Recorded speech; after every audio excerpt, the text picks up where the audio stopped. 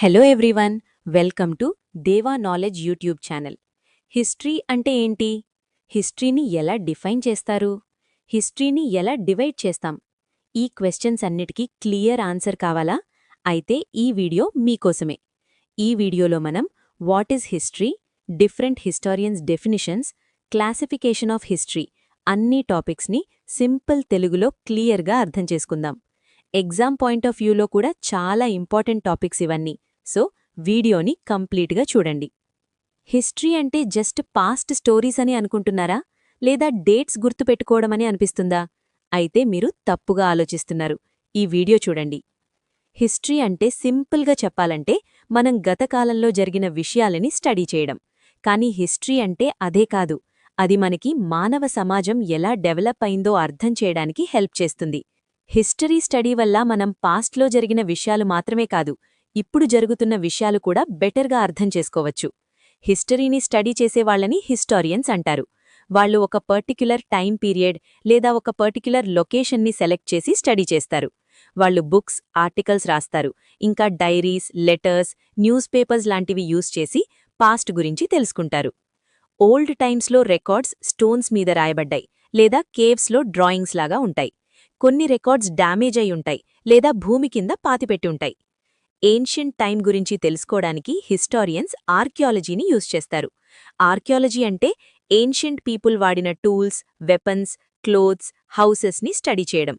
ఫైనల్గా చెప్పాలంటే హిస్టరీ అంటే study of past with the evidence.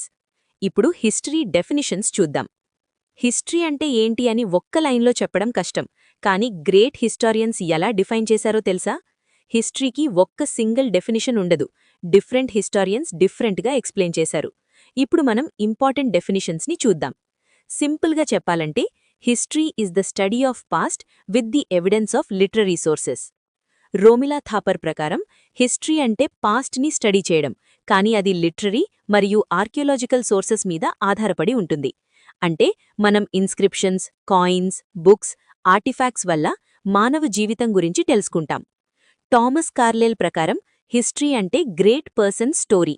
అంటే లీడర్స్, కింగ్స్, గ్రేట్ పర్సనాలిటీస్, వాళ్ల యాక్షన్స్, అచీవ్మెంట్స్ వల్ల హిస్టరీ షేప్ అవుతుంది. ఈహెచ్ కార్ చెప్పింది చాలా ఇంపార్టెంట్. హిస్టరీ అంటే ఒక కంటిన్యూయస్ ప్రాసెస్, హిస్టారియన్ మరియు పాస్ట్ ఫ్యాక్ట్స్ మధ్య ఇంటరాక్షన్. ఫైనల్గా చెప్పాలంటే హిస్టరీ అంటే past study, sources base, great people influence, historian interpretation అన్నీ కలిపి ఒక కంప్లీట్ కాన్సెప్ట్. ఇప్పుడు హిస్టరీ క్లాసిఫికేషన్ చూద్దాం. హిస్టరీని మనం ఎలా డివైడ్ చేస్తాం తెలుసా? ఇండియన్ హిస్టరీని ఈజీగా అర్థం చేసుకోవడానికి మనం దానిని 3 మెయిన్ పార్ట్స్గా క్లాసిఫై చేస్తాం: ప్రీహిస్టరీ, ప్రోటోహిస్టరీ, హిస్టరీ. ప్రీహిస్టరీ అంటే రైటింగ్ సిస్టమ్ లేని సమయం, అంటే మనకి రిటన్ రికార్డ్స్ లేవు. సో మనం టూల్స్, కేవ్స్, ఆర్టిఫాక్ట్స్ బేస్ చేసుకుని స్టడీ చేస్తాం. ప్రీహిస్టరీలో 4 స్టేజెస్ ఉంటాయి: palaeolithic age, old stone age; mesolithic age, middle stone age; neolithic age, new stone age; chalcolithic age, copper age. Protohistory అంటే రైటింగ్ సిస్టమ్ ఉంది, కానీ మనమది కంప్లీట్గా డీకోడ్ చేయలేదు. Best example Indus valley civilisation. History అంటే మనకి క్లియర్ రిటన్ రికార్డ్స్ ఉన్న period. ఇక్కడ మనం ఇన్స్క్రిప్షన్స్, బుక్స్, డాక్యుమెంట్స్ బేస్ చేసుకుని పాస్ట్ని క్లియర్గా స్టడీ చేయగలం. హిస్టరీ డివిజన్ అంటే హిస్టరీని మళ్లీ 3 పార్ట్స్గా డివైడ్ చేస్తాం: ancient history, medieval history, modern history.